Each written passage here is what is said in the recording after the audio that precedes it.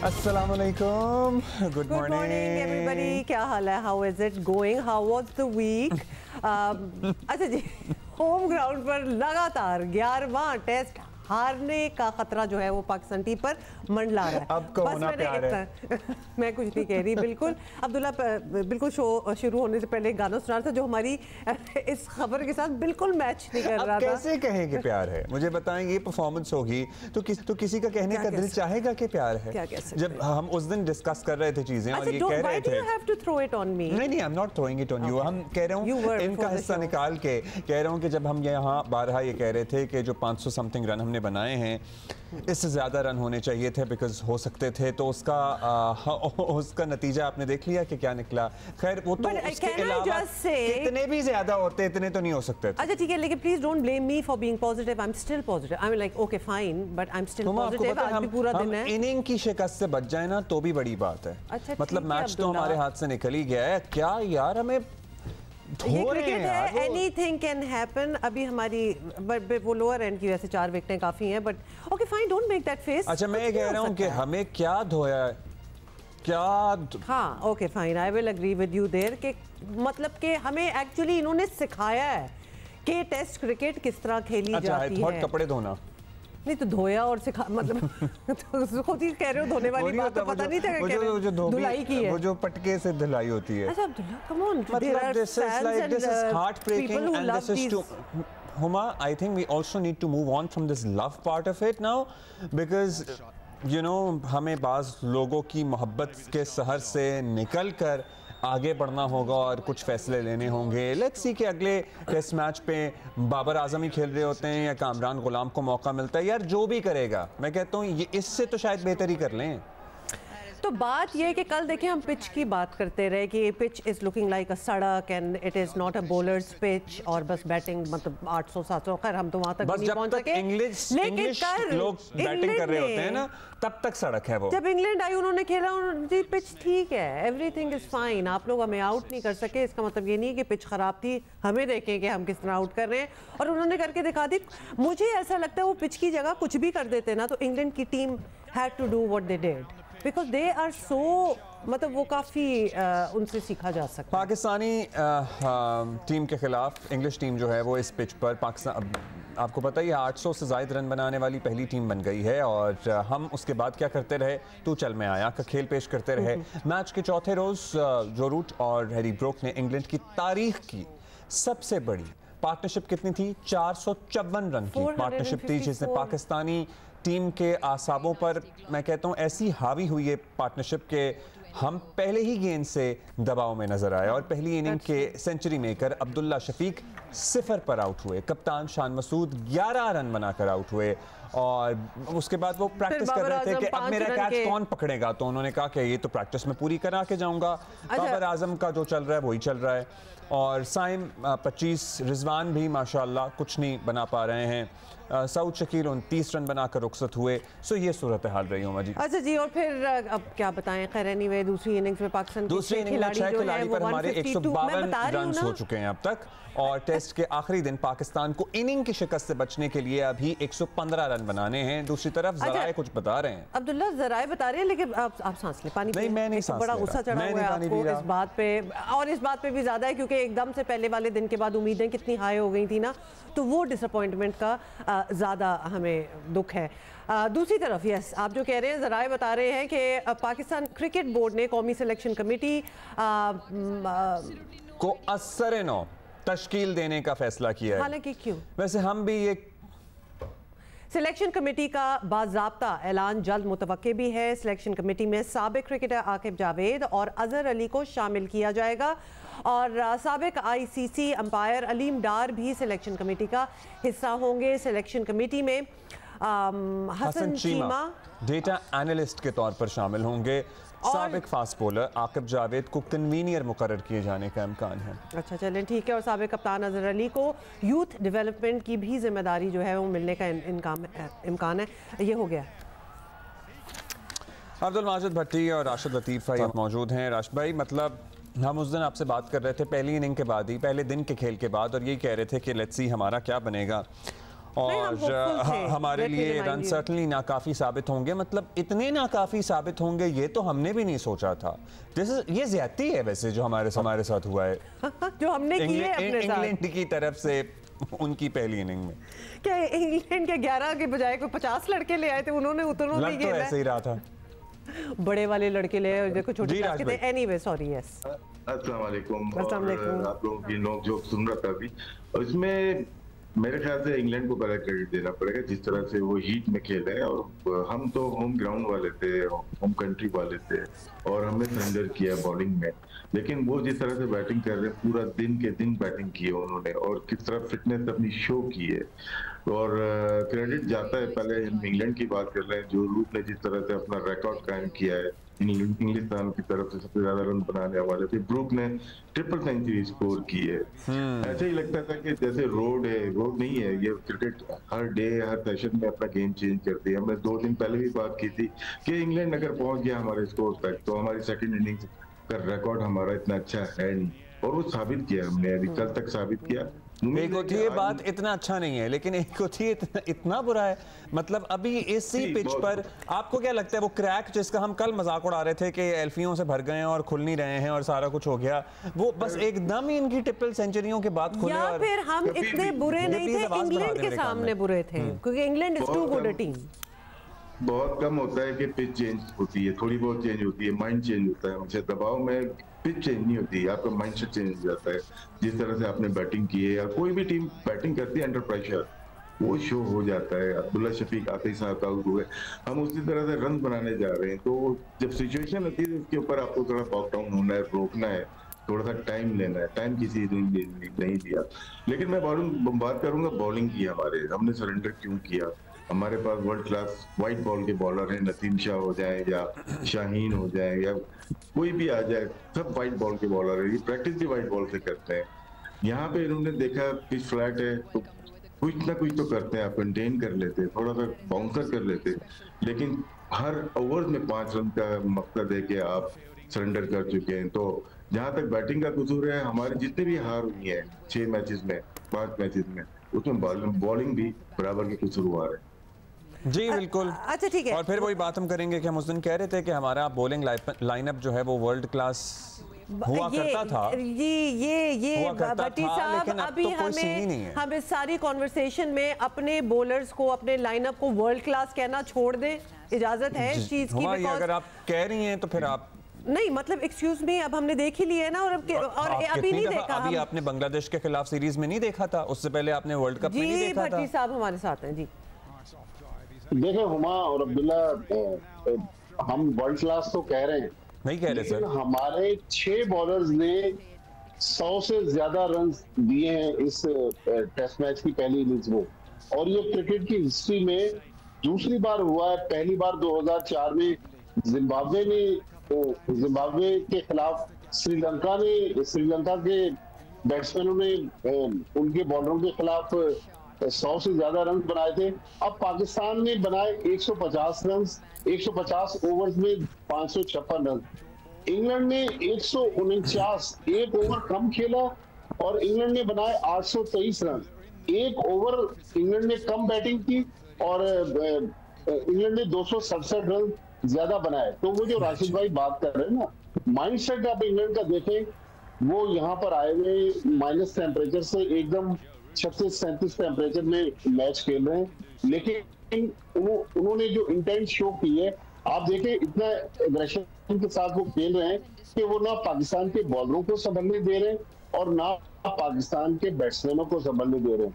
मेरे ख्याल में हमारे जहन में हम जो बांग्लादेश से सीरीज आ रहे हैं, वो जो एक हार का खौफ था ना, उस खौफ की वजह से बजाय कि हम अपनी परफॉर्मेंस में बेहतरी लाते, हमारी परफॉर्मेंस मजीद खराब होती जा रही है। मेरे ख्याल में अब ये जो बड़े नाम वाले बॉलर हैं, ये जो बैट्समैन हैं, इनको थोड़ा सा आराम दे दें, कुछ नए लड़कों को ट्राई कर ले, क्योंकि हमारी क्रिकेट इतनी बुरी नहीं है जितने बुरे हम नतीजे दे रहे हैं। हमारे बहुत बुरे हालात हैं। अच्छा, हम जरा कुछ परफॉर्मेंसेस की बात करते हैं। सबसे पहली बात तो ये राशिद भाई आपसे कि हमने इंपॉर्टेंट कैचेस छोड़े, जिसका जाहिर है हमें नुकसान हुआ। फिर हम जब खुद बैटिंग करने आ रहे हैं तो हम ऐसे कर रहे हैं जैसे हम कैचों की प्रैक्टिस करा रहे हैं।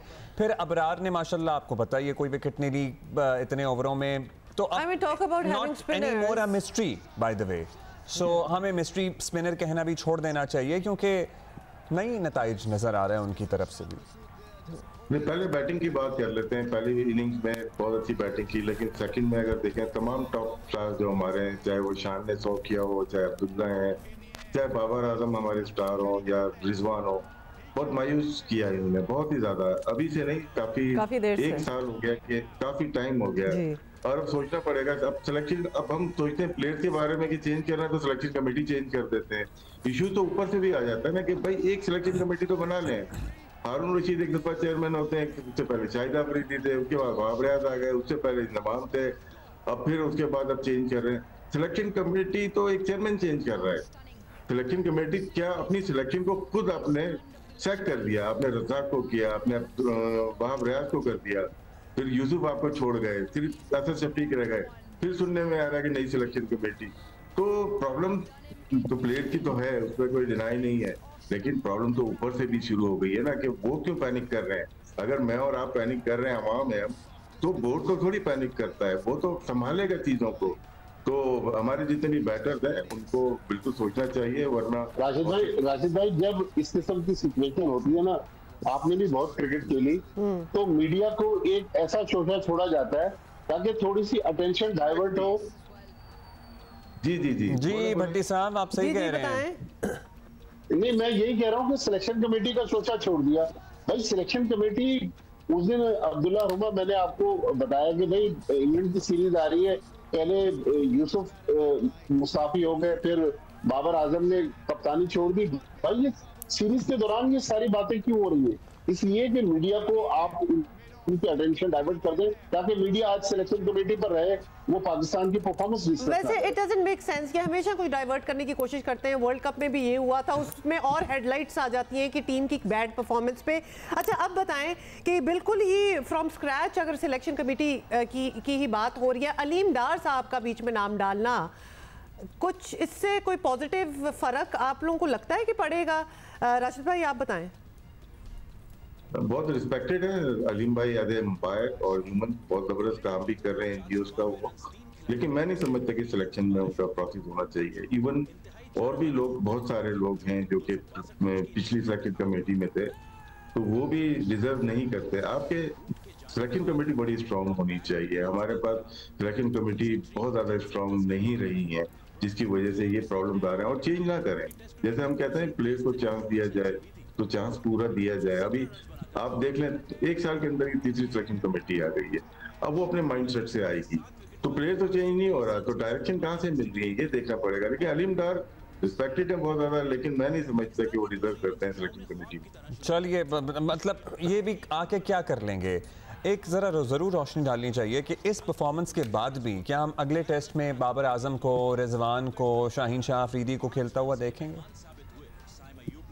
सिलेक्शन कमेटी जो भी आ जाए, यहाँ पे हमें पावर देनी है कोच को, जैसे गिलेस्पी को देनी ही पड़ेगी। अगर वो आया 2 साल के लिए, अगर वो बोर्ड के डायरेक्शन पे चलेगा तो वो तो 2 साल करके चला जाएगा। उसको अगर देंगे वो अपनी टीम चलाएगा। कप्तान अगर शान मसूद को बना दे स्ट्रॉन्ग, वो जब होगा जब से साइड के जो मसाइल हैं या पावरफुल प्लेयर हैं वो हटेंगे। अब वक्त आ गया है मेरे ख्याल से ये पावर जो है सिलेक्शन कमेटी की बजाय जैसन गिलेस्पी को देनी चाहिए। भट्टी साहब, मतलब और अगर कोई और होगा इनकी जगह तो और कितना ही, जितना ये बुरा कर रहे हैं उससे तो बेहतर ही कर लेगा। चले हम कहते हैं नहीं कोई तीर मारेगा, उससे तो बेहतर ही कर लेगा ना, देख लेंगे। देखिए अब्दुल्ला, हमारा जो मसला रहा है पिछले 2 साल में कि हमारी क्रिकेट यही 25-28 लड़कों के दरमियान घूम रही है। हम बहुत ज्यादा लड़के बाहर से ला नहीं रहे।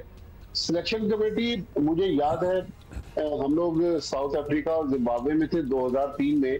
पाकिस्तान टीम वर्ल्ड कप में बुरे तरीके से हारी, सुपर 6 के लिए क्वालिफाई नहीं की। उसके बाद उस वक्त लेफ्टिनेंट जनरल तौकीर या पीसीबी चेयरमैन थे, उन्होंने पूरा पाकिस्तान क्रिकेट का एक सिनेरियो चेंज कर दिया। 7-8 जो मेन प्लेयर थे, वसीम अकरम, वकार यूनुस, सईद अनवर, अजहर महमूद वगैरह, इन सबको ड्रॉप करके नई सिलेक्शन कमेटी लेकर आए, नए कोच लेकर आए, राशिद रफीक को कप्तान बनाया। वहां से जो पाकिस्तान की टीम बनी 2003 में, वो टीम फिर अगले 7-8 साल पाकिस्तान को रिप्रेजेंट करती रही। तो मेरे ख्याल में हमें कुछ इस तरह का करना पड़ेगा। अब ये जो बार बार हम वो जो मखसूस नामों वाले प्लेयर हैं कि जी फला किंग है, फला सुपरस्टार है, फला मेगा स्टार है, उस रेस में से निकलना पड़ेगा। कुछ नए लड़के जिस तरह कामरान गुलाम परफॉर्म कर रहे हैं, कामरान गुलाम को मौका दे दे, हुरैरा परफॉर्म कर रहे हैं। इस तरह हमारे यंग फास्ट बॉलर बहुत सारे हैं और हमारे स्पिनर्स हैं जिनमें मेहरान मुमताज भी एक लड़का है और सुफियान करके एक अंडर 19 का प्लेयर है। तो हमें कहीं ना कहीं उन सिलेक्टर्स को लाना पड़ेगा जो हमारी डोमेस्टिक क्रिकेट जो है उसको भी समझते हो। डोमेस्टिक क्रिकेट अब अगर वैसे बरसात एहतराम पता नहीं क्यों, जब कामरान आपको पता है इनिशियली नहीं आया था उसका नाम, फिर बाद में आया कि जी रिजर्व में रखा हुआ है, वो ठीक है आ गया। मतलब अब इस टेस्ट मैच के बाद तो ये आई ओपनिंग परफॉर्मेंस होनी चाहिए। In any case we need to wrap this. अब सिलेक्टर्स जो हैं वो तो अब नाम सही आ गए। बाय द वे हमारे कॉरेस्पॉन्डेंट सोहेल इमरान ने ये खबर दी है, सारे नए नाम आए हैं सिलेक्शन कमेटी में। लेकिन अब एक रेडिकल चेंज हमारे प्लेइंग में भी आना चाहिए। उस केस में राशिद भाई, कैप्टन कौन, किसको आप देखते हैं कि कौन कैप्टन हो सकता है? नेचुरली जो नए नाम होंगे उनमें से कप्तान तो शायद नहीं होगा, कप्तान का तो फिर भी वही होगा नाम जो ऑलरेडी प्ले कर रहे हैं। नहीं, कप्तान तो चेंज करने की जरूरत नहीं है मेरे ख्याल से। अभी आपने जो किया है, तीनों टेस्ट मैचेस होने चाहिए, उसके बाद जब होने वाली है सीरीज व्हाइट बॉल से उसमें चेंजेस कर सकते हैं। सिलेक्शन कमेटी की बात कर रहे हैं, इन्फ्लुएंस बहुत ज्यादा फ्रेंचाइज क्रिकेट का है, कॉन्फ्लिक्ट ऑफ इंटरेस्ट बहुत ही ज्यादा है। जो फ्रेंचाइज में काम कर रहा है वो पाकिस्तान टीम का हेड कोच कैसे हो सकता है? जो पाकिस्तान टीम के बॉलिंग कोच है वो किसी फ्रेंचाइज का बॉलिंग कोच कैसे हो सकता है? ये सिर्फ पाकिस्तान में ऐसा मुमकिन है और ऐसा ही हो रहा है। जो भी आएगा, जो भी आ रहा है या आएगा, वो अपनी फ्रेंचाइज को मद्देनजर रखते हुए टीम की सिलेक्शन करता है, चाहे वो इस्लामाबाद यूनाइटेड हो, चाहे वो कराची किंग्स हो, चाहे लाहौर कलंदर हो, चाहे कोटा ग्लेडिएटर हो, पिशावर दलमी हो। ये आप रिफ्लेक्शन देखेंगे तो आप कह रहे हैं ये कॉन्फ्लिक्ट ऑफ इंटरेस्ट हो जाएगा? बिल्कुल होना नहीं चाहिए इसमें। अगर मैं हूं, अगर मैं कराची किंग्स से हूं तो मैं कराची किंग्स में ही काम करूंगा, पाकिस्तान क्रिकेट बोर्ड में। लेकिन हमारे यहाँ ऐसा नहीं है, हमारे यहाँ ड्यूल जॉब चल रही है। अभी 40 कोचेज में से 18 कोचेज हैं ड्यूल जॉब कर रहे हैं, जो डिपार्टमेंट में भी है, पीसीबी में भी है। कैसा हो सकता है? लेट्स सी क्या होता है। मतलब ओके, अब हम एक कम्युनल दुआ कर सकते हैं, hope for the best for today कर सकते हैं। मतलब इतनी बड़ी हमें शिकस्त हो सकती है अभी इस मैच में ही नजर आ रही है। जो आपका डिवीजन है लगता हो गई है। It is a writing on the wall, मतलब it is a writing on the wall. अब कितने बड़े मार्जिन से होनी है, बस यही मेरा ख्याल है डिसाइड होना है। थैंक यू भट्टी साहब एंड राशिद लतीफ साहब, thank you for being with अस। ने तो अपना बिल्कुल राइटिंग ऑन द वॉल दे ही दी है और शायद यही हो रहा है। कितना फर्क है रनों का। I just don't want us to be so you know. मेरा ख्याल है कि अब something needs to be done now.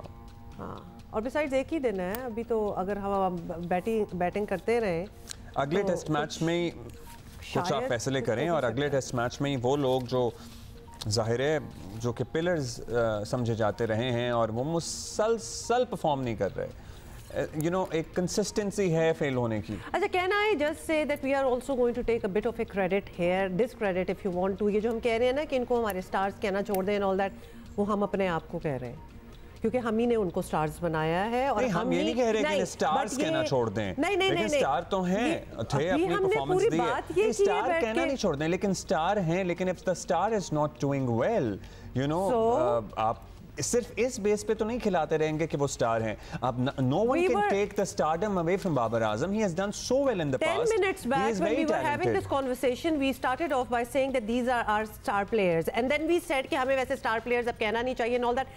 That is what I'm saying. We are the ones who call them that. नहीं है।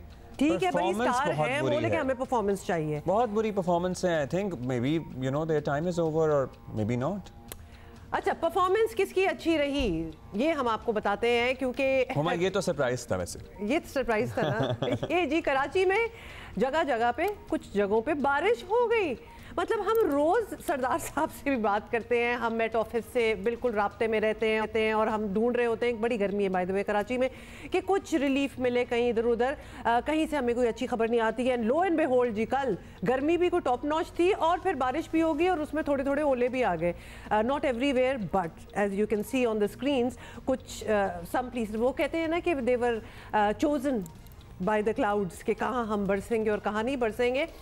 तो अब बिल्कुल कराची का मौसम बिल्कुल लगता है कि महकमा मौसमियात की समझ से भी बाहर है, उनको भी नहीं समझ आ रही और उनसे पूछ लेते हैं actually why not they are performing, बादल are performing like the Pakistani team. हाँ, पत्ते झड़ते हैं जिस तरह हमारी, मतलब यहाँ पत्ते नहीं झड़े, यहाँ ओले भी पड़े हैं, आपको पता है? ओले पड़े हैं, हाँ, ओले पड़े हैं। सरदार सरफराज साहब, सरदार साहब, मतलब ये तो बिल्कुल ही, ये आपके लिए भी क्या सरप्राइज था या आपको पता था कि हाँ ये फिनोमेना बन गया है? और आपको अगर पता था तो आपने हमें क्यों नहीं बताया?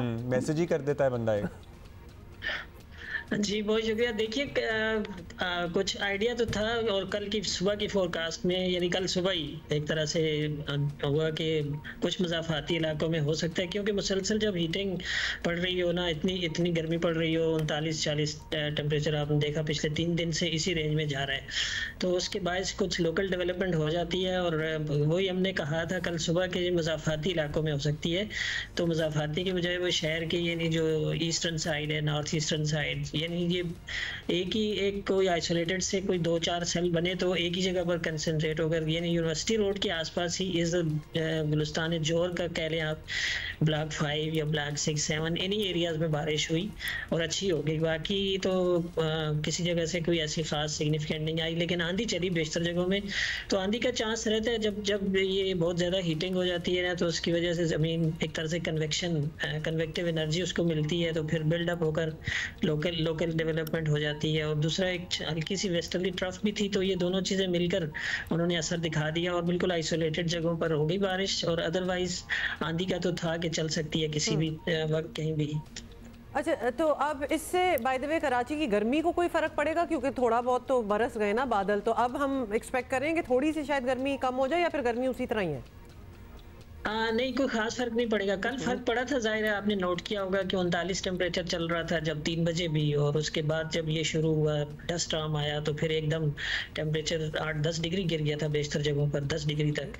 तो लेकिन ये कि कोई फर्क नहीं पड़ेगा, इसलिए कि जो आपकी टेम्परेचर माइल्ड रखता है, वो जो सी ब्रीज या हवा का रुख कम अज कम समंदर की तरफ से रहे तो वो कम रहता है ना उस सूरत में टेम्परेचर। अभी तक ये पोजीशन यही है कि विंड एक तरह से डिस्टर्ब है और सुबह से लेके आप कह लें 3-4 बजे तक तो बिल्कुल तकरीबन काम विंड होती है, लेकिन उसका फ्लो वही सहराई इलाकों से होता है, नॉर्थ वेस्ट या नॉर्थ ईस्ट से।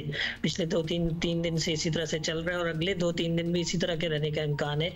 तो गर्मी ही रहेगी। आज भी हो सकता है 40 तक टेम्परेचर चला जाए और इक्का दुक्का जगहों पे आज भी आंधी वांधी हो सकता है शाम में, आप एक्सपेक्ट कर सकते हैं। हो सकता है सीन आज भी बारिश तो कोई खास नहीं, मतलब कहीं कोई ड्रिजल, कोई हल्की फुल्की कोई बूंदे पड़ जाए, क्योंकि कल की निस्बतन ये कह सकते हैं कि फेवरेबल कंडीशंस थी उसके लिए कि बादल जमा हो गए, बिल्डअप हो गया। अच्छा सरदार साहब, ये अक्टूबर के आखिर तक हम रातें ठंडी होना शुरू हो जाएंगी इस साइड ऑफ द कंट्री पे, कराची एंड? जी बिल्कुल होनी चाहिए।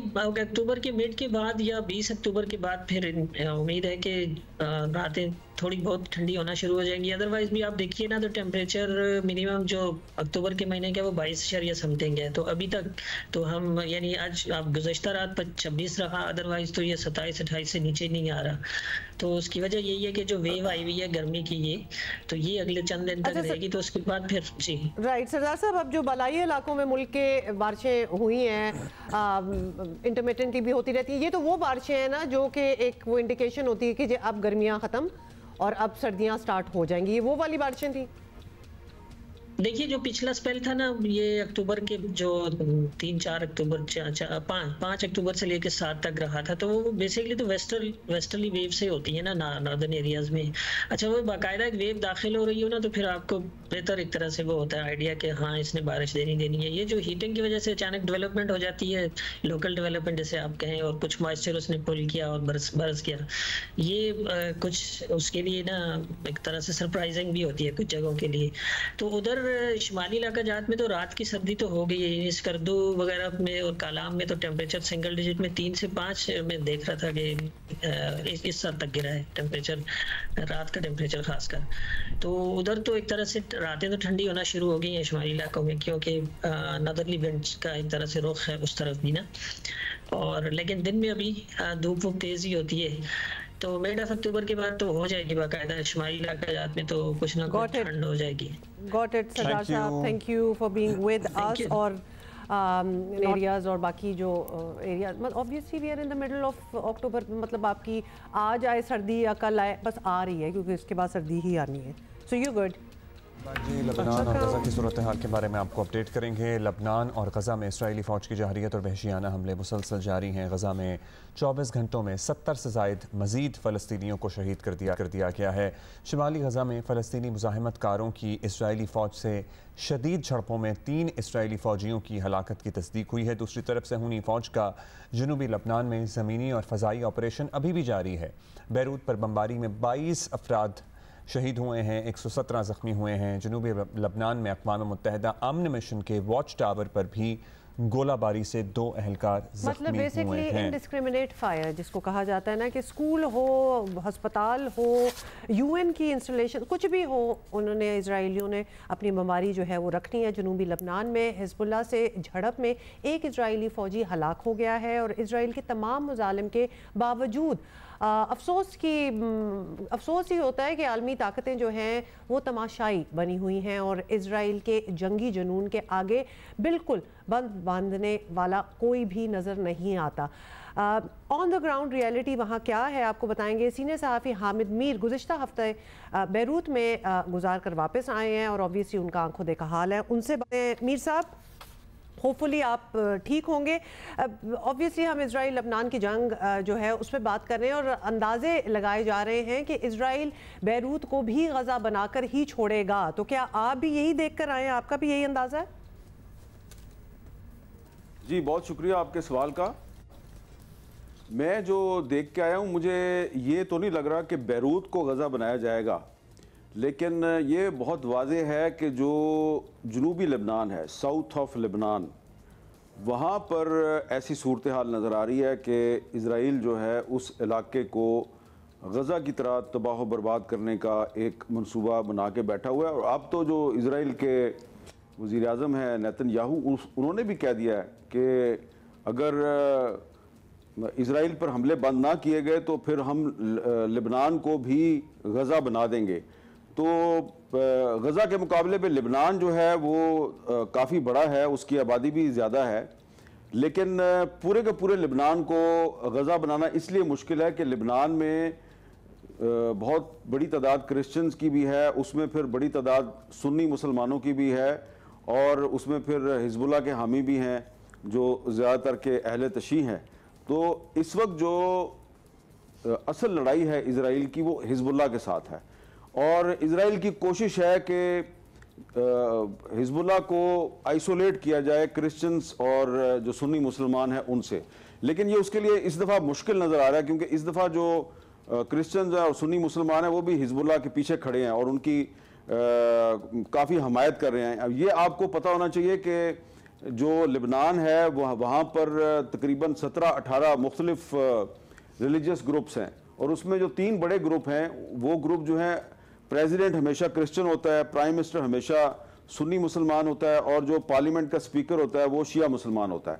तो इस तरीके से लबनान को चलाया जाता है। लेकिन नेतन्याहू की कोशिश है कि जो साउथ ऑफ लबनान है जहाँ पे के अहले तशी की आबादी की अक्सरियत है उसको गज़ा की तरह तबाह बर्बाद किया जाए, वहाँ पे कत्लेआम किया जाए। और इसीलिए पिछले दिनों जो इजरायली फ़ौज है उसने कोशिश की कि साउथ ऑफ लबनान का जो ज़मीनी राब्ता है शाम के साथ उसको काट दिया जाए और उन्होंने उस सड़क को बमबारी करके तबाह भी कर दिया था, लेकिन उस सड़क को अब रिपेयर कर लिया।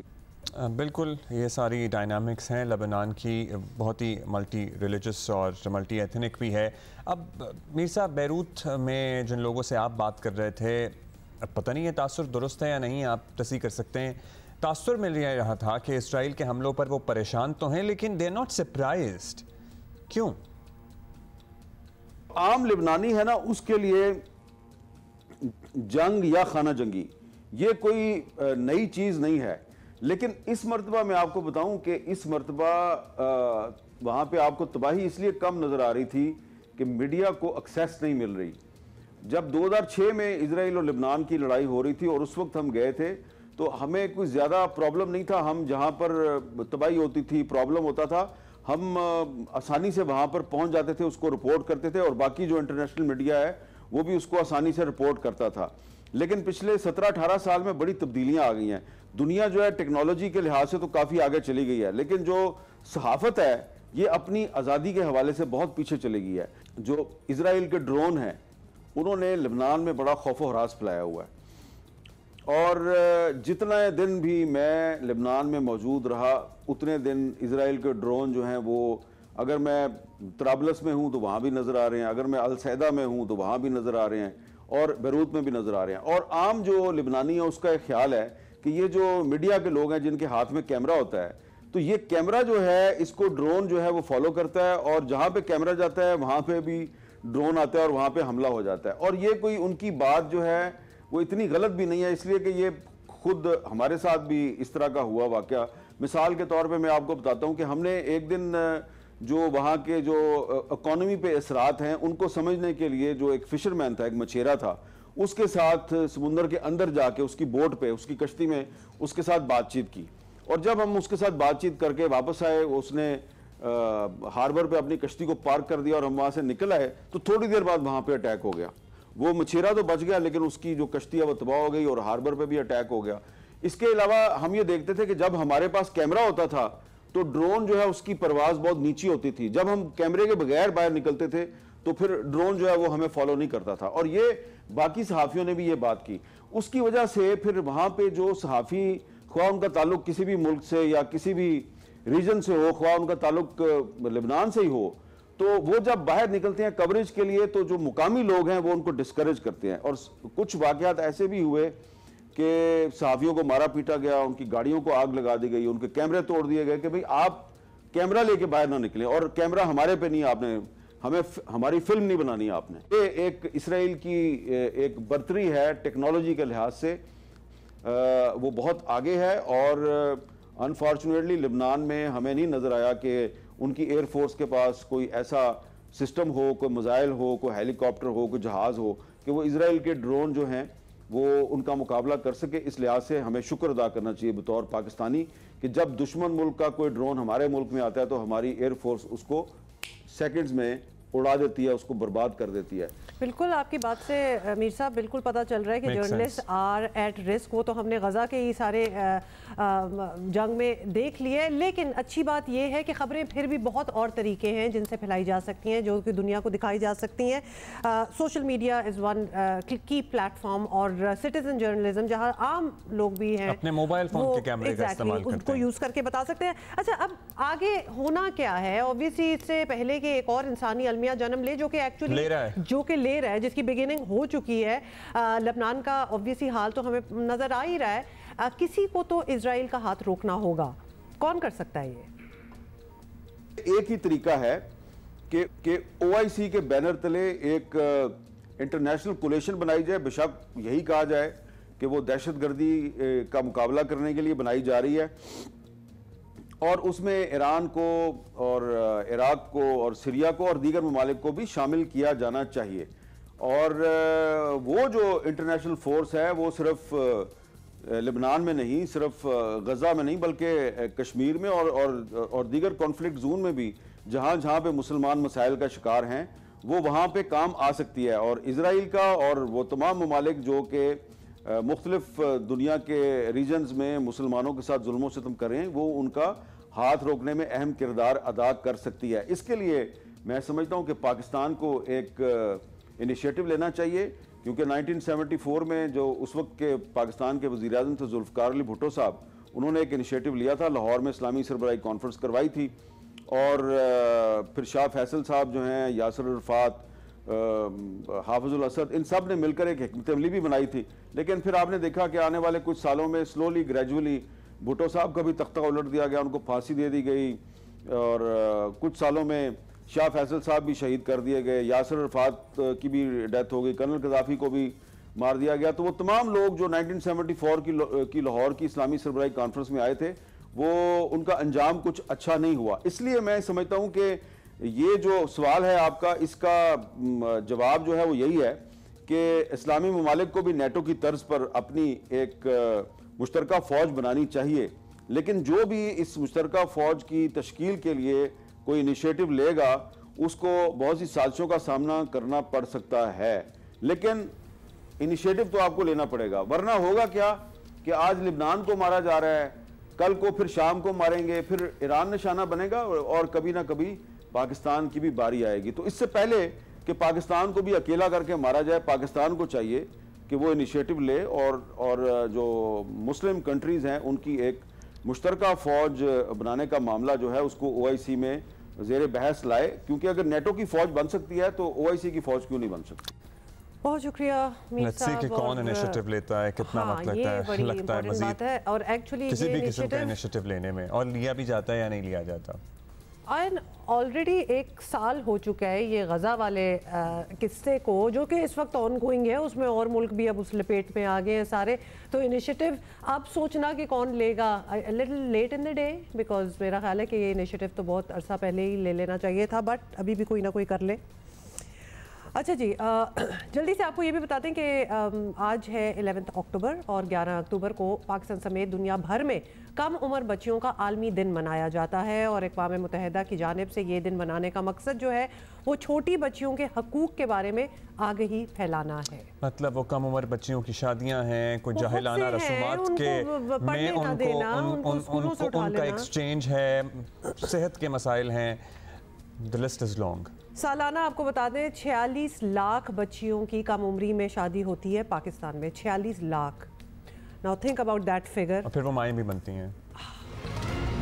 भाई ये मेडिकल के दाखिलों का क्या सीन है, एक के बाद एक मसला, एक के बाद एक कंट्रोवर्सी, कभी पर्चा आउट होने, कभी सिलेबस की शिकायत, कभी पर्चा लीक। अब आखिरकार वजारत सेहत ने MD CAT का तजर्बा रोल बैक करने का फैसला किया है। सेनेट स्टैंडिंग कमेटी बराए सेहत ने भी MD CAT में बेज़ाब्तगियों पर तहफ़्फ़ुज़ात का इजहार किया है। वज़ीर आज़म शहबाज शरीफ के कोऑर्डिनेटर बराए सेहत डॉक्टर मुख्तार अहमद भरत ने एतराफ़ किया है कि ताकतवर माफिया MD CAT इम्तिहान पर असरअंदाज होने की कोशिश करती है। मतलब कि माफिया ने कोई जगह छोड़ी है वैसे हमारे मुल्क में कि इधर इम्तिहानों के मतलब ये तो वो है ना टेस्ट जिसमें आप मेडिकल में जाएंगे, उसमें भी हम बताएंगे कि कौन जा रहा है और कौन नहीं। आपको बता दें कि PMDC हुकाम से कहा गया है कि MD CAT की जगह अमरीकी SAT SAT जो होता है या फिर कैम्ब्रिज तर्ज का ऑनलाइन निज़ाम लाया जाए। और हमारी तो ऑब्वियसली बस इतनी अपील है कि जो भी निज़ाम बनाया जाए तमाम स्टेक होल्डर्स और माहिरीन को भी एतमाद में लिया जाए, क्योंकि हमेशा ये होता है इतनी बड़ी चीज़ हो जाती है और स्टेक होल्डर्स को बीच में कुछ पता ही नहीं होता कि क्या हो रहा है। ऐसा ना हो कि फिर ये वकार भट्टी द न्यूज़ से इनका ताल्लुक़ है और मालूम करते हैं कि एग्जैक्टली क्या फ़ैसले अब किए जा रहे हैं। वकार साहब शुक्रिया। वकार साहब पहले तो मुख्तसर बता दीजिए कि MD CAT का निज़ाम ज़रा let's go back into the history a little. ये जो शुरू किया गया था इसकी क्या वजूहात उस वक्त बयान की गई थी, और इससे पहले जो निज़ाम था उसमें क्या खराबी थी जिसकी वजह से ये ऑल्टरनेट लाया गया था? जी देखें, MD CAT का जो निज़ाम है ये सबसे पहले जो है 2020 में आया था पाकिस्तान मेडिकल कमीशन के दौर में। एक ऑर्डिनेंस के ज़रिए ये निज़ाम जो है वो लागू किया गया था और ये 2 साल तक चलता रहा। उससे पहले जो है वो मुख्तलिफ निज़ाम जो है वो ट्राई किए गए। NTS जो है नेशनल टेस्टिंग सर्विस के ज़रिए भी एडमिशन की कोशिश की गई। उससे पहले ये बोर्ड्स के ज़रिए होता था, जो इंटरमीडिएट बोर्ड्स के नंबर्स हैं और मैट्रिक बोर्ड्स के नंबर हैं उनकी बुनियाद पर होता था। लेकिन उसमें मसला ये था कि हर बोर्ड जो है वो अलग अलग नंबर देता था, उसमें बहुत सारी डिस्क्रिपेंसीज होती थी। फिर एक रुझान का भी मसला था, कुछ बच्चों के मार्क्स बहुत ज़्यादा होते थे लेकिन वो उनके अंदर वो रुझान ही नहीं होता था कि वो मेडिकल में पढ़ सके। तो बाकायदा MD CAT जो है वो 2020 में PMC के दौर में शुरू हुआ और ये अब तक चलता आ रहा है। अच्छा, अब ये भी बताएं कि वजारत सेहत जो है ये निज़ाम ख़त्म करना चाहती है, ओके फाइन, तो क्यों करना चाहती है और फिर इसका अल्टरनेटिव क्या होगा? जी देखें, MD CAT का जो निज़ाम है वैसे तो ये बहुत बेहतर है, लेकिन मसला ये है कि जब से ये नाफिज हुआ है इसके ऊपर जो है वो बहुत सारी उंगलियां उठाई जाती रही हैं, इसको डिस्क्रेडिट करने की कोशिश की जाती रही है। असल में देखें, जो मलिक मुख्तार भरत साहब हैं प्राइम मिनिस्टर के नेशनल कोऑर्डिनेटर, उन्होंने भी कहा था कि बहुत बड़ी स्ट्रॉन्ग माफियाज हैं जो इस निज़ाम के पीछे लगी हुई हैं। बहुत लोग जो हैं वो लाखों नहीं बल्कि करोड़ों रुपए देने को तैयार होते हैं कि उनके बच्चों के एडमिशन जो है मेडिकल और डेंटल कॉलेजेस में हो जाएं। तो ये अरबों रुपए का स्टेक होता है और इसकी वजह से इस दफ़ा भी ये हुआ है कि इस निज़ाम को डिस्क्रेडिट करने की कोशिश की गई, ये अफवाहें उड़ाई गई, मुजाहरे करवाए गए कि ये पेपर लीक हुआ है, हालांकि हमें ये वाज़े एविडेंसेस मुहैया की गई हैं, हुकूमत को भी मुहैया की गई हैं कि पेपर लीक नहीं हुआ। तो ये जो डिस्क्रेडिट हुआ है ये निज़ाम, तो उसके बाद तंग आकर हुकूमत ने PMDC को कहा है, वजारत सेहत ने PMDC को कहा है कि सेट जो अमेरिकन एक टेस्टिंग सिस्टम है उसकी तर्ज का एक ऑनलाइन IT बेस्ड सोल्यूशन लेके आया जाए जिसके ऊपर जो है एतराज़ कम से कम हो। चलिए जी, लेट्स सी क्या होता है अब ये है ना कि अब जो भी हो उस पे सारे एग्री हो जाएं, वरना फिर आपको लगता है ये होगा? बड़ा मुश्किल है, इत्तेफाक राय से तो कोई चीज़ हो नहीं पाती। चलो एनीवे क्या हो सकता है, आईनी तरमीम नहीं हो पा रही इत्तेफाक राय से तो। अच्छा जी, अभी हम ये बता दें आपको कि T20 वर्ल्ड कप में पाकिस्तान टीम अपना तीसरा वुमेन टीम की बात कर रहे हैं, ऑस्ट्रेलिया के खिलाफ खेलेगी। टीम की क़यादत मुनीबा अली करेंगी और बड़ी अफसोसनाक खबर आई, फातिमा सना को वापस आना पड़ा उनके वालिद के इंतकाल के बायस, और अल्लाह ताला that was quite tragic actually because she सब्र has दें इनको, इनके अहले खाना को। proved to be an excellent captain for the women's team. Group B में बाय द वे ऑस्ट्रेलिया अपने दोनों मैचेस जीतकर पहले नंबर पर है, पाकिस्तान का 2 पॉइंट्स के साथ तीसरा नंबर है और भारत दूसरी पोजीशन पर मौजूद है। तो बाय द वे अगर आज हम ऑस्ट्रेलिया को बीट कर लेते हैं और ऑस्ट्रेलिया एक कंसिस्टेंट चैंपियन रही है, इसमें मुश्किल तो बहुत अपसेट होगा, लेकिन अगर कर दें तो हम नंबर 1 पे आ जाएंगे। So pray for that and our girls do best. अच्छा जी, और जल्दी जल्दी ये भी बताना है आपको कि दुनिया टेनिस के नाम पर खिलाड़ी स्पेन के राफेल नडाल ने खेल को खैर बात कहने का ऐलान कर दिया है। वैसे जल्दी बताने वाली बात नहीं है ये, हाँ, मतलब लेकिन क्योंकि ये 20 साल से तो खेल ही रहे हैं, तो उन्होंने इस साल नवंबर में डेविस कप के बाद इंटरनेशनल टेनिस कोर्ट से हमेशा के लिए चले जाने का फैसला कर दिया है। बड़ा राज किया है इन्होंने 20 ईयर्स। अच्छा, ये बहुत सारे इश्यूज आ रहे हैं। हाँ, this concerns a lot of people, क्योंकि हमारी बहुत सारी वर्कफोर्स है, हमारे नौजवान हैं, हमारी लेबर फोर्स है जो कि मुत्तहिदा अरब अमारात में काम करती है, लोग दिहाइयों से वहाँ आबाद हैं, फिर रिश्तेदार हैं, मिलना मिलाना होता है, टूरिज्म है, भर के पाकिस्तानी वहाँ जाते रहे हैं। It's the most popular tourist destination for Pakistanis as well. तो अब ऐसा हो गया है कि UAE का वीज़ा मिलना अचानक से, और वाकई अचानक से, बिल्कुल मुश्किल हो गया है। मतलब बहुत सारे पाकिस्तानी जो हैं ये इसकी शिकायत भी कर रहे हैं, और ये भी कहा जा रहा है कि UAE के इमिग्रेशन डिपार्टमेंट की तरफ से नए असूल भी बनाए गए हैं, और यहाँ तक कि विजिट वीज़ा लेना या अपने रिश्तेदारों से जो मिलने जाते हैं लोग, उनको भी बहुत मुश्किलात जो हैं वो दरपेश हैं। तो ये भी कहा जा रहा है इसकी कि कोई एक्सप्लेनेशन भी नहीं सामने आती, और ये हमारे सामने है कि they are people we know who are models, who are actors, at times उनके वीज़ाज भी रिजेक्ट हो रहे हैं। Go like many times a year। अच्छा, अब ये भी कहा जा रहा है कि वीज़े के लिए स्पॉन्सर का UAE में मौजूद होना ज़रूरी है, जो कि पहले कभी ऐसी कंडीशन हमने नहीं देखी। और इसके अलावा UAE में रहने वाले पाकिस्तानी कई मौके पर पाकिस्तानी सफारतखाने से भी ताउन ना करने की शिकायत भी करते दिखाई दिए हैं। ये बड़ी चीज़ें सामने आ रही हैं, तो इस पर हमने आज बात करनी है। और इसके लिए हमें ज्वाइन किया है फैसल नियाज तिरमिज़ी साहब, पाकिस्तानी सफ़ीर हैं, ambassador of Pakistan to United Arab Emirates. He is joining us today from Abu Dhabi. Thank you for taking out time. Faisal साहब, हम आपसे सर्टनली सबसे पहले तो यही जान लेते हैं, बड़ा हॉट टॉपिक बना हुआ है on social media as well, कि भाई पाकिस्तानियों को अचानक से वीज़ा मिलना क्यों बंद हो गए UAE के? नहीं जी, बिल्कुल दिस इज ट्रू। ये पिछले 2-3 महीने से काफ़ी प्रॉब्लम्स हो रही हैं and a lot of people are approaching, जैसे आपने कहा कि सेलिब्रिटीज़ को नहीं मिल रहा, बिजनेसमैन को नहीं मिल रहा। तो ये लेटली हुआ है क्योंकि यहाँ पे थोड़ा सा सख्ती हो गई थी। आपको कुछ इश्यूज थे ओवरस्टे के, कुछ इश्यूज थे यहाँ पे क्राइम रेट्स के, बट हमने रेस किया हर लेवल पे। तो इन्होंने हमसे कहा कि जी 3 चीज़ें आप लोगों को सबको बता दें कि जो भी आए यहाँ पे, एक तो उसके पास 3000 दिरहम होने चाहिए, दूसरा उसके पास होटल बुकिंग होनी चाहिए, और कम से कम 3000 रिटर्न टिकट।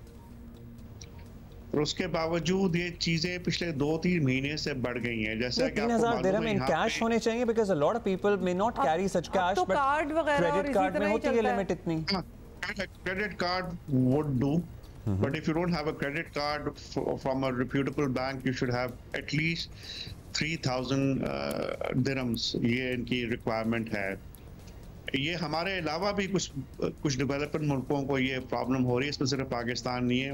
क्योंकि मेरी मुलाकात होती है मुख्तलिफ ममालिक के सफरा से, उनको भी इश्यूज हो रहे हैं यहाँ पे। एक तो ये हुआ ये कि जैसा मैंने आपको बताया कि यहाँ की तकरीबन 50% आबादी 3 ममालिक के लोग हैं, हिंदुस्तान, पाकिस्तान और बांग्लादेश। उस पर भी थोड़ा सा यहाँ पर रिकन्सिडरेशन हो रही है कि क्योंकि जो लोकल उनकी आबादी है वो सिर्फ 12% है और 88% लोग बाहर के हैं, तो उनमें से 50-55% 3 ममालिक के लोग हैं। दूसरा, यहाँ पे इन्होंने एक एमनेस्टी का भी ऐलान किया हुआ है जो 31 अक्टूबर तक ख़त्म होगी। उस सिलसिले में हमने अपनी जो काउंसलर फैसिलिटीज़ है सैटरडे को भी हमने ओपन की हुई है कि अगर कोई इलीगल है वो अपने जो दस्तावेज़ात होते हैं, डॉक्यूमेंट्स, उनको लीगलाइज करके यहाँ पे रहे। क्योंकि ओवर द ईयर्स आपको इसका मालूम है एक फिनोमिनल ग्रोथ हुई है इस मुल्क में। इनकी आबादी प्रिडोमिनेटली बढ़ी है बहुत साल, पिछले 15-20 सालों में, और यहाँ पे अब लेटली बहुत ज़्यादा मगरबी ममालिक के लोग और सयाह बहुत आ रहे हैं यहाँ पे। तो एक फैक्टर वो भी हो सकता है। फिर थोड़ा सा आपको मालूम है कि रीजन में थोड़ी सी इंस्टेबिलिटी भी है, वो भी एक फैक्टर यहाँ पे है। तो it's a host of factors, पर ये बहुत मेजर इशू है और हमने हाईएस्ट लेवल पे रेस किया है। मैं इनके मिनिस्टर से मिला हूँ, अंडर सेक्रेटरी से मिला हूँ, डिप्टी प्राइम मिनिस्टर साहब ने रेस किया है, प्राइम मिनिस्टर साहब ने रेस किया है, पर कह रहे हैं कि होपफुली एंड ऑफ अक्टूबर शायद हालात बेहतर होना शुरू हो जाएं once the amnesty ends. But ये एक बहुत सीरियस इशू है and it has been raised at the highest level. Right Faisal साहब, बहुत से आपने तो फैक्टर्स एकदम से बता दिए, लेट्स टॉक थ्रू देम। एक आपने बताया कि पिछले कुछ सालों में यूएई में, खासतौर पे दुबई, अबू धाबी की बात की जाए तो बड़ी फिनोमिनल ग्रोथ हुई है। उसमें उन 3 मुल्कों की बहुत कंट्रीब्यूशन है जिनका आप जिक्र कर रहे हैं, जो कि हिंदुस्तान, पाकिस्तान और बांग्लादेश की। बल्कि अगर पिछले 20-30 साल चले जाएं तो लिटरली इन्हीं मुल्कों की वर्कफोर्स थी जिन्होंने इस यूएई को वहां तक पहुंचाया है जहां वो आज है। तो अब उनको रोक देना या फॉर वेरियस रीजंस उनको विजिट पे भी वीज़ा ना देना, ये ज़रा अजीब सी मायूब सी बात लगती है। वी डू अंडरस्टैंड कि मगरबी ममालिक से भी बहुत दुनिया जो है वो वहाँ के सेटल हुई है। क्या ये नंबर्स बैलेंस करना चाह रहे हैं? ये एक आप हमें बात बता दें। और दूसरा, व्हाट हैपेंस आफ्टर 31 अक्टूबर, जो आप कह रहे हैं एमनेस्टी है, उसके बाद क्या होगा? हो जाएगी, बेहतरी होगी, डेपुटेशंस होंगी, डिपोर्ट किया जाएगा, मतलब व्हाट विल हैपन? बिल्कुल आपने सही कहा। अगर आप इनकी तारीख देखा जाए तो इसमें इन तीनों ममालिक का बिलखसूस पाकिस्तान का बहुत हाथ है। ये शायद आपको पाकिस्तानी यहाँ से 50-60 की दिहाई से आ रहे थे, पर हमने अपने banking experts, financial experts, bankers 60s में भेजना शुरू कर दिया था। इनफैक्ट सबको मालूम है एमिरेट्स एयरलाइंस का किस्सा तो सबको मालूम है। इवन जो इत्तलात है वो पाकिस्तानियों ने सेटअप की थी, इनकी ऑयल इंडस्ट्री पाकिस्तान ने सेट की थी, इनका बैंकिंग सेक्टर, सेंट्रल बैंक, सब कुछ पाकिस्तानियों ने सेट किया। सर, अब इसमें इनकी मिलिट्री भी डाल दें, because a lot of their cadets जी कम टू आवर अकेडमीज, और यहाँ से बहुत से ऑफिसर जो हैं उनकी मिलिट्री उन्होंने ट्रेन की है। अब भी एयरफोर्स एकेडमी में इनके आधे इंस्ट्रक्टर पायलट्स पाकिस्तान एयरफोर्स के हैं, तो हमारी कंट्रीब्यूशन बहुत सिग्निफिकेंट है। मिलिट्री की बहुत सिग्निफिकेंट है। इवन फॉरेन ऑफिस में शुरू में हमने बहुत कंट्रीब्यूट किया, पर ये एक डायरेक्शन में बहुत ज़्यादा प्रोग्रेस कर गए हैं एंड एक फिनोमिनल प्रोग्रेस है। ये ऑलरेडी $500 ट्रिलियन इकोनॉमी है। लोग सब जानते हैं कि ये ऑयल बेस्ड इकोनॉमी है। अब ये ऑयल सिर्फ 30% रह गया है। ये उससे ज़्यादा बैंकिंग से एक फाइनेंशियल हब बन गया। ये टूरिज्म से बहुत कमा रहे हैं और ये आर्टिफिशियल इंटेलिजेंस से बहुत कमा रहे हैं। दे चेंज द डायरेक्शन कम्प्लीटली। तो पर यहाँ पे इन्हीं ने हमसे खुद शेयर किया है कि जी कुछ ममालिक ओवर रिप्रेजेंटेड हैं, उसको हमने ठीक करना है। ओवर रिप्रेजेंटेशन की तो बात आती है, ठीक है, हम ये तो एक और बात है ना कि वहाँ नौकरियाँ करें लोग, या जाएं तो रह जाएं, या जो भी कोशिश करें काम काज मिल जाए। यहाँ तो हम विज़िट वीज़ा के इशू पे ही अटके हुए थे। मतलब वो लोग जो आते जाते रहते हैं और साल में कई मरतबा ट्रैवल करते हैं, उनको इतना प्रॉब्लम हुआ था। एक और बात जो हिज एक्सेलेंसी बखीत साहब ने हमारे ही प्रोग्राम में आके की थी। वो कह रहे थे कि अब सोशल मीडिया वॉच भी लगा दिया गया है, फिर यहाँ से हमारे कुछ भाई बहन जाते हैं जो कि वहाँ पॉलिटिकल प्रोटेस्ट में हिस्सा लेते हैं, फिर जो खित्ते के हालात हैं उस पर लोगों को इंटरव्यू करना शुरू हो जाते हैं। Begging is also another issue, गदागरी एक बहुत अहम मामला। सो क्या ये भी फैक्टर्स हैं कंट्रीब्यूटिंग? Unfortunately जी ये हैं, and they have raised with us formally कि जी आप लोगों का सोशल मीडिया की यूजेज है वो बहुत आउट ऑफ लाइन है। और वही अजीब सी बात है कि जो लोग यहाँ पे रहते हैं या यहाँ पे सयाहत के लिए आते हैं, इनकी खारजा और अंदरूनी पॉलिसीज को क्रिटिसाइज करना शुरू कर देते हैं, और यहाँ पे ये चीज़ अच्छी निगाह से नहीं देखी जाती अनफॉर्चुनेटली। दूसरा आपने सही कहा कि यहाँ पे तकरीबन 200 नेशनैलिटीज़ के लोग यहाँ पे रह रहे हैं। अगर हर आदमी अपने अंदरूनी मसाइल यहाँ पे करना शुरू कर देगा तो एक केओस आ जाएगा। रूल ऑफ लॉ यहाँ पे बड़ा पर्टिकुलर है। अनफॉर्चुनेटली हमारे मुल्क के लोगों ने और कुछ और ममालिक के लोगों ने यहाँ पे कुछ डिमॉन्स्ट्रेशंस की थी, उसके बाद उन्हें डिपोर्ट कर दिया सबको। तो ये they very strict on these things. और तीसरी चीज़ जो आपने कहा कि लोग यहाँ पे अनफॉर्चुनेटली आते हैं विजिट वीज़ा पे एंड देन दे डिसअपीयर, ये बड़ा मेजर फैक्टर है। And they are very concern कि यार लोगों को मालूम नहीं होता, इसलिए इन्होंने एमनेस्टी का किया कि ताकि लोगों को मालूम किया जाए। चौथा आपने अनफॉर्चुनेटली बेगिंग का भी असूल था। तो ये there are host of issues, but it is a crisis, we are completely aware of it. अच्छा, कुछ काम जो है वो जाहिर है कि एम्बेसी के भी करने का है, जैसे कि हमारे लिटरली हज़ारों गदागर सऊदी अरब में डिपोर्ट होने का इंतज़ार कर रहे हैं। यूजुअली जो ईपी जारी किया जाता है, इमरजेंसी पासपोर्ट जो होता है, उसमें हमारी एफआईए का ये मौक़िफ़ है कि भाई आप लोग वजूहात मेंशन नहीं करते या ये नहीं बताते कि ये वहाँ कन्विक्टेड है नहीं है।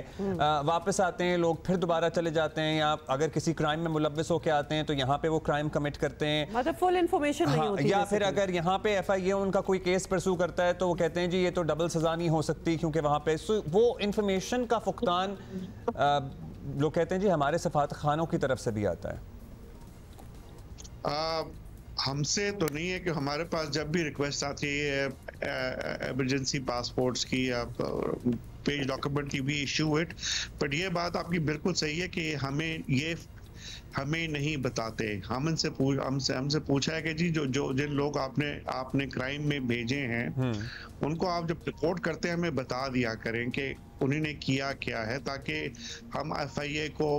पर आमतौर पे जो लोग डिपोर्ट होते हैं इनके जेलों से, वो एक ही फ्लाइट पे जाते हैं और उसमें कोई 200-300 लोग एक साथ होते हैं।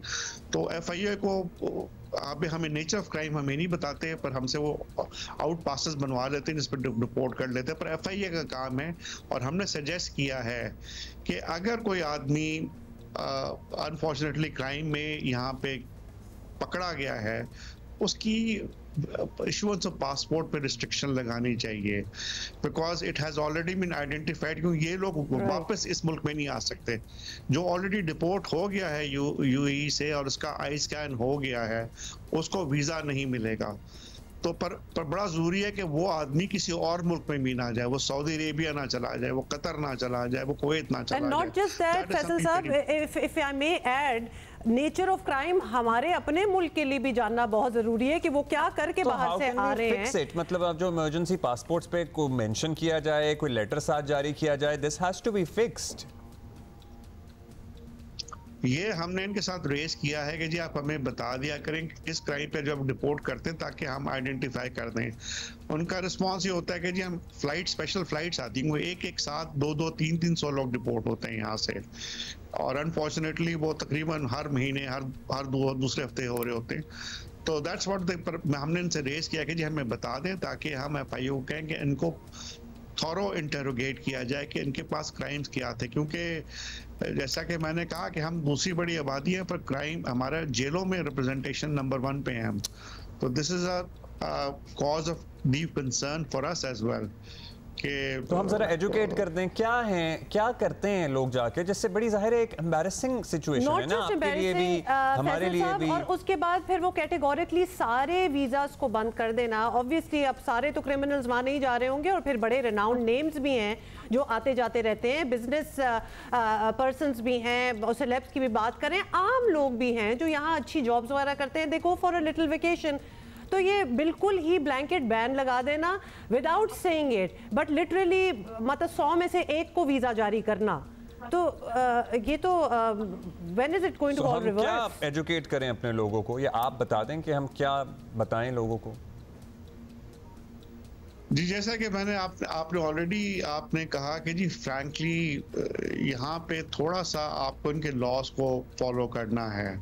दूसरा, मैं हमेशा पाकिस्तानियों को कहता हूँ कि मैं अनफॉर्चुनेटली कई दफ़ा मैंने लोगों को टोका है कि वो जब ट्रैवल कर रहे होते हैं उनका लिबास ठीक नहीं होता फ्रैंकली, और वो ही दैट्स अ लॉन्ग इम्प्रेशन। अगर आप इधर इनके कल्चर में आए, ये लोग बड़े पाकीज़गी का ख्याल रखते हैं, इतर लगाते हैं।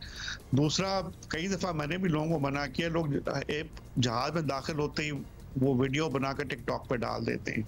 ये चीज़ें यहाँ पे मायूब समझी जाती हैं इस माशरे में, और ख़ास तौर पे इनके लिए, अपने लिए भी, और ख़ास तौर पे इनके जो गैर मुल्की मेहमान आए हुए होते हैं उनके बिहेवियर से। तो ये चीज़ें हैं कि मैं हमेशा कहता हूँ कि तालीम से ज़्यादा तरबियत की ज़रूरत है, कि तालीम भी बहुत ज़रूरी है कि आपका स्किल लेवल बेहतर हो। क्योंकि दूसरा जो बहुत बड़ा इशू यहाँ पे आ गया है कि जो इंफ्रास्ट्रक्चर डेवलपमेंट थी वो यहाँ पे मोरलेस हो चुकी है।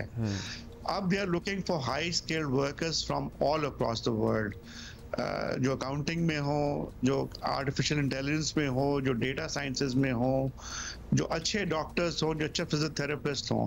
तो उस पर भी हमें फोकस करना चाहिए कि रादर देन सेंडिंग लेबर जो मैक्सिमम 1200-1500 कमाएगा, आप ऐसे लोगों को भेजें जिनकी मिनिमम सैलरी 15 से 20,000 30,000 दिरहम हो यहाँ पे। तो that is one thing as well. पर तो सबसे बड़ा इम्पोर्टेंट होता है कि जी आपका जो रवैया होता है ना, इनफरादी तौर पर, इज्तिमाई तौर पे, वो बहुत ज़रूरी होता है कि उससे आपका एक ब्रांड होता है। राइट।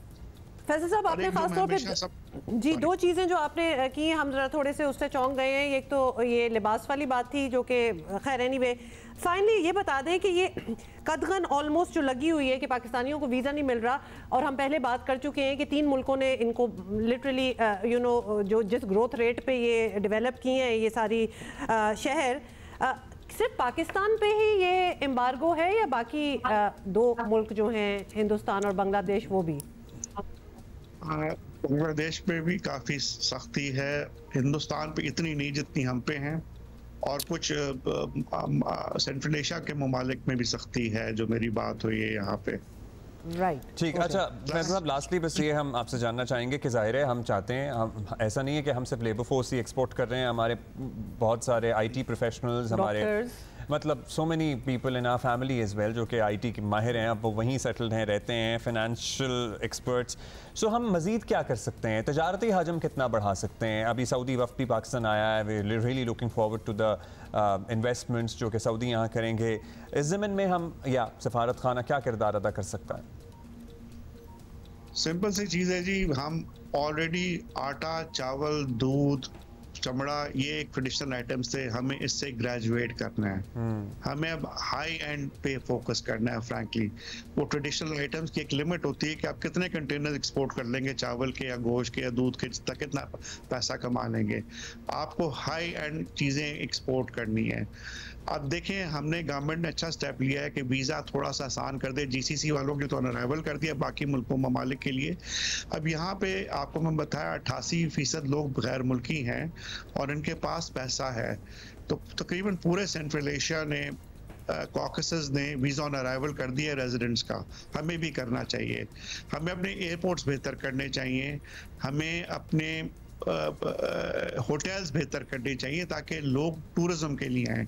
उसके लिए थोड़ा सा हमें कंडीशंस बेहतर करनी पड़ेंगी सिक्योरिटी की, ताकि लोग कंफर्टेबल फील करें, ख़वातीन आ सकें ख़ास तौर पे। अब यहाँ से आई नो बहुत से ख़वातीन के ग्रुप्स ट्रैवल करते हैं पूरे सेंट्रल एशिया में, जहाँ पे वीज़ा ऑन अराइवल है। तो इस किस्म की फैसिलिटीज़ हमें भी इनको देनी चाहिए और हमें हाई एंड पे फोकस करना चाहिए, मैन्युफैक्चरिंग में, आर्टिफिशियल इंटेलिजेंस में, और जो ट्रेडिशनल आइटम्स हैं उससे हम निकलें। एक आइटम जहाँ पे हम हमारी बहुत एक्सपोर्ट्स यहाँ से 4-5 साल पहले ज्वेलरी थी, अनफॉर्चुनेटली वो ड्विंडल कर गई ओवर द ईयर्स। तो थोड़ा सा we have to improve our skills and our surplus base within the country, जो यहाँ पे हम एक्सपोर्ट कर सकें, और ब्रांड ठीक करें अपना, बहुत ज़रूरी है। कल्चरल प्रेजेंस बहुत ज़रूरी है। हमारे जो आर्टिस्ट हैं, बहुत अच्छे आर्टिस्ट हैं, उनके एग्जीबिशन जो हम करवाते भी रहते हैं।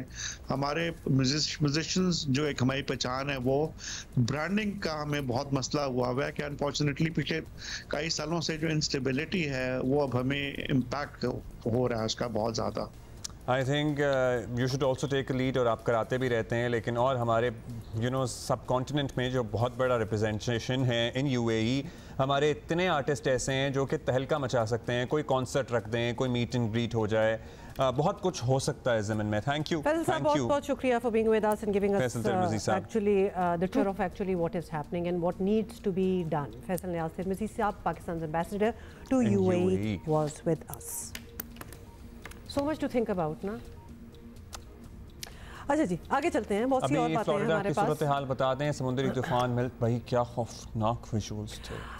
खौफनाक विजुअल्स भी हैं, लेकिन एक बात भी सामने आई, पहले तो हम आपको दिखा भी दें, लेकिन वहां से जो लोग निकलने की कर रहे हैं, क्योंकि इवैक्यूएशन का कह भी दिया गया है, आपने देखा कितनी $2,000 की फ्लाइटें, मतलब वहां से जो रिपोर्ट्स आ रही हैं, वहां से जो लोग, आप सोशल मीडिया पे ही देख लें कि ऑलमोस्ट बहुत सी ऐसा तबका है जो फंस चुका है उधर कि जी हम तो अफोर्ड ही नहीं कर सकते यहाँ से निकलना। लेकिन तूफान 16 अफराद अब तक हलाक हो गए हैं। फ्लोरिडा के साहिलों पर 5 से 10 फुट ऊंची लहरें उठी हैं। 26 लाख से ज़ायद सारिफीन बिजली से महरूम हैं, बिजली नहीं है अब।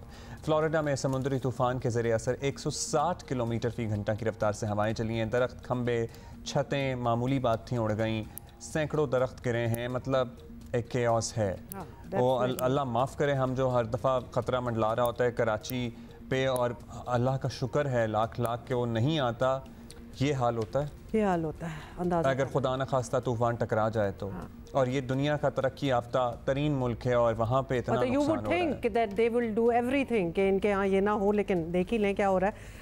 अच्छा जी, कराची के चिड़िया घर में तन्हा ज़िंदगी गुजारने वाली हथनी मधुबाला को सफारी पार्क मुंतकिल करने के तमाम इंतजाम जो हैं वो मुकम्मल हो गए हैं, सालों से चल रहे हैं बाय द वे, क्योंकि हम भी ये बात कर ही रहे हैं। जानवरों के तहफ़्फ़ुज़ के लिए सरगर्म बैनुल-अक़वामी तंजीम फोरपॉज के डॉक्टर आमिर खलील का कहना है कि अगले महीने के आखिरी हफ्ते तक मधुबाला को सफारी पार्क में मौजूद 2 हथनियों से मिलाया जाएगा। और डॉक्टर आमिर खलील और फोरपॉज के दीगर माहिरीन ने कल सफारी पार्क में मधुबाला के लिए बनाए गए इनक्लोजर जो है उसका मुआयना भी किया, और इस मौके पर उनका कहना था कि तवक्को है कि ज़मीन हमवार करने समेत बाकी काम भी जल्द कर लिया जाएगा। अच्छा जी, हमारी कॉरेस्पॉन्डेंट भी हमारे साथ हैं, वो हमें अपडेट है शवाला असलम इज़विद। आज शवाला बताइए, ये बात तो काफ़ी अरसे से चल रही है, तो अब कितने नज़दीक हैं कि मधुबाला सफारी पार्क चली जाए?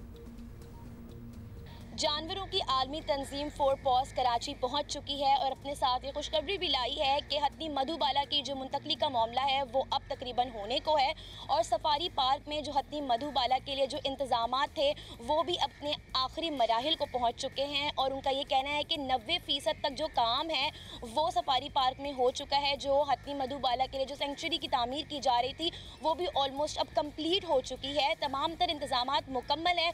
और उनकी जानिब से ये भी बताया जा रहा है कि हथनी मधुबाला को नवंबर के एंड में कराची जू से सफारी पार्क मुंतकिल कर दिया जाएगा। वैसे तो ज़ाहिरी तौर पर ये बिल्कुल ठीक है, और जो आलमी तंजीम फोरपॉज हैं उन्होंने भी ये कहा है कि जो तमाम तर मेडिकल टेस्ट हैं वो हथनी मधुबाला के करवा लिए गए हैं, और वैक्सीनेशन भी मधुबाला की हो चुकी है। तो जहनी तौर पर इस पर क्योंकि तन्हाई का जो एक असर है वो तो ऑब्वियसली पड़ ही रहा है, हथनी नूरजहां की डेथ के बाद से ही हमने ये देखा। लेकिन अब चूँकि अच्छी खबर ये है कि अब इसको यहाँ से, क्योंकि कंटेनर जो इसका यहाँ पर था उसी में इसको यहाँ से सफारी पार्क मुंतकिल किया जाएगा और काफ़ी टाइम से उसको इस कंटेनर में तरबियत भी दी जा रही थी। ये तो रेडी हो चुकी है मधुबाला सफारी पार्क मुंतकिल होने के लिए, और जो आलमी तंजीम फोरपॉज है उन्होंने भी ऐलान कर दिया है और कहा है कि अभी कोई फिक्स डेट तो नहीं बताई, लेकिन टेंटेटिव तौर पर वो यही कह रहे हैं कि 26-27 नवंबर को ये एक्सपेक्टेड है कि जो हथनी मधुबाला है उसको यहाँ कराची चिड़ियाघर से सफारी पार्क अपनी जो दोनों मलका और जो सोनिया हथनियाँ हैं उनके साथ रीयूनाइट कर दिया जाएगा। पीछे मधुबाला घूम घूम के पागल हो गई है। मतलब कहने का मतलब ये है कि 2 साल, ऑलमोस्ट 2 साल से हम यही बात कर रहे हैं। पहले तो उसका कंटेनर नहीं बनता था कि आसान नहीं है कि उसको किस तरह ट्रांसपोर्ट किया जाए, फिर बीच में वो बीमार होना स्टार्ट होगी, भाई ले जाओ बेचारी को। What are we waiting for her to चली जाए, होपफुली चली जाएगी। अच्छा जी, इन द मीन टाइम कुछ और आपको दिखाते हैं। जंग और जियो के ताउन से आर्ट्स काउंसिल में जारी वर्ल्ड कल्चर फेस्टिवल कराची में कल पेश किया गया एक comedy play circle mirror transformation हुआ और बड़ा ही लोगों को दिलचस्प लगा, बड़ा अच्छा लगा। ये बार्सिलोना स्पेन से आया हुआ एक इंग्लिश स्पीकिंग ग्रुप है जिसका नाम है, बिल्कुल इस ग्रुप का मैं जल्दी से आपको नाम बता दूं, ब्लू बुक थिएटर ग्रुप। बड़ा ही मजा आया इनसे बात करके। हमने कल रिकॉर्ड कर लिया था इनके साथ, सो जरा लाइव में आप लोग मसरूफ थे इसलिए हमने रिकॉर्ड कर लिया था। प्रोग्राम के बाद हमने रिकॉर्ड किया था, वो दिखाते हैं। Let's watch it. जंग और जियो के ताबन से arts council of Pakistan Karachi में भाई पूरी आबोताब जिसे कहते हैं ना, ये एक रिवायती जुमला होता है आबोताब के साथ जारी है, लेकिन ये एक्चुअली वर्ल्ड कल्चर फेस्टिवल आबोताब के साथ जारी है क्योंकि क्या क्या परफॉर्मेंसेस हो रही हैं और हमें बड़ा मजा आ रहा है क्योंकि परफॉर्मेंसेस तो हम देख ही रहे हैं, लेकिन उसके साथ जो दुनिया से गेस्ट आए हुए जो परफॉर्मर्स हैं वो हमारे शो पे आते हैं और हमें बड़ा मजा आता है उनसे बातें करके और उनके एक्सपीरियंस सुन के। एक थिएटर ग्रुप आया हुआ है जो कि है based in Barcelona, but this is an American theatre group who are settled in Barcelona. Spain में ये थिएटर करते हैं, अंग्रेजी थिएटर करते हैं, एंड इसमें एक डायरेक्टर प्ले की और एक अदाकारा हमारे साथ मौजूद हैं। We have Bonnie Evans with us who is the director of the play, and we have Hannah Dabela who is the actor. और नाम भी बता दें इन्होंने परफॉर्मेंस किसकी की है, circle mirror transformation. Welcome ladies, welcome to Pakistan and to Karachi. How are you and is it your first time? I'll start with you. Yes, thank you so much. It's my first time in Pakistan. It's been amazing. Thank you for having us on the show. Lovely, it's been lovely. a few days, Hannah, that you have been here and you've already performed. We have, yes. We performed last night. We've had a couple days of rehearsals and we had our performance. How was the response? Yeah. It was really positive. It was really, really encouraging and really positive. Okay, so the name of your play, Circle Mirror Transformation, doesn't tell much. It does too, but it doesn't tell us about it. When was this written? Have you performed this earlier? I've never directed it before. This is my first time directing it. It's a play by Annie Baker, who is an American playwright from the US. And it's about life, death, and the passage of time. Okay. It's about transformation. It's about how people can change and our lives can change in an instant. It's about how people who we maybe will never see again or meet again can change your life. And yet they have impact on our lives. Exactly. It's really about the human experience. It's about a life. So when you were invited to come and perform here, I mean, did you pick this one particularly because people would connect, or how did you come about it? I picked the play to direct in Barcelona for the theater company, partly because I do love the theme so much, and then we were invited by the Arts Council to come and bring it here, and hopefully we can bring it to other places too. Awesome. Hopefully. And when you first got to know that, all right, you would get to travel to Pakistan, what were your thoughts about it? I mean, we were a little bit in disbelief, I think. I don't know that we thought it was actually going to happen, but just so overwhelmed with thanks that we even had this opportunity. It's been amazing. It's a part of the world I never thought I would get to see. So and you have been a part of this play since before performing here? Yeah, we started rehearsing in March, and then we had a 6-week run in Barcelona. So not that long that we've been working together, but it's have you been around in the city, ladies? Not yet. Not quite so yet. Much. We've been so busy rehearsing and teching the show. I'm sure, and you know, and there's so many things happening in the Arts Council, and you're also giving some lectures to students in universities and a few seminars to attend. Can you tell us a bit about that? We're doing a workshop for the university students today, actually. Lovely. A workshop for the community as well. There's a panel on Saturday where we'll talk about theatre. And so you have a very busy schedule. We have a very packed schedule, yes. All right, lovely. Let me translate a little bit for the people who are watching. पहली बार आई हैं जी पाकिस्तान और बड़ा अच्छा लग रहा है इनको। आपको पता है हमारी हॉस्पिटैलिटी से सारे बड़ा मुतासिर होते हैं, लेकिन जो इनका प्ले है वो भी बड़ा अच्छा है। ये बड़ा यूनिवर्सल जिसको कहते हैं थीम है, तो जो ऑडियंस पाकिस्तानी ऑडियंस है वो भी इससे काफ़ी उन्होंने कनेक्ट किया है। और तो ये अच्छी बात आपकी ज़िंदगी किस तरह इवॉल्व होती है, आपके ज़िंदगी का सफ़र, उसमें कुछ लोग ऐसे आते हैं जो आपकी ज़िंदगी पे क्या कोई ऐसा असर छोड़ सकते हैं जो आपकी पूरी लाइफ चेंज करते हैं, उस बारे में हैं। और ये वैसे बार्सिलोना में बेस्ड हैं, ये थिएटर ग्रुप, अंग्रेज़ी में थिएटर परफॉर्म करते हैं ये लोग Americans. English speaking English language theater scene, thriving scene in Spain or in Barcelona? Barcelona, sure. Hannah's been there longer than I have. It's growing. It's definitely growing. Madrid more so, but Barcelona we're trying to get it Catch going up more. with it. Exactly. I love it. Is there something else also you both are working on, or? We have a lot of things in the works that we're discussing. We're reading a lot of plays right now to decide what we want to do next. We have a few ideas. But this group that has come together for this play back in March, we all work so well together and we're having such a great time being together. So this is not a two-person show? It has more people? It has more people, yeah. There's 4 other members of the cast. Oh, nice. Yeah. So they're all here? They're all here, yeah. They're not here, But they're here in Karachi. How lovely.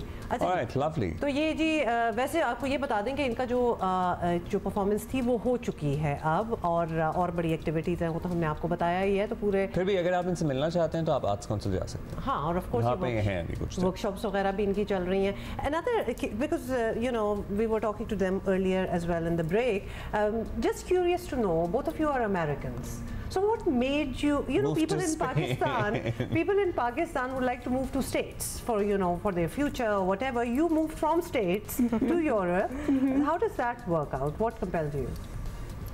Okay. Well, for me, I originally came for university. I moved to Barcelona to study acting, actually. There was a school there. And then people would think or say that the US has some great acting schools and theater schools and drama schools. Of course, yet you chose to study in Barcelona. I don't know. I was intrigued and I wanted to change. Also, financially, it's much cheaper in Europe and the rest of the world. So I thought that's a legit reason, yes. Yeah, thank you. Okay, well, that makes sense. What about you? That does make sense. Because I do understand, and we were talking about it, that you work there as well in the US. Exactly. And you're living in Barcelona. Exactly. How does that work out?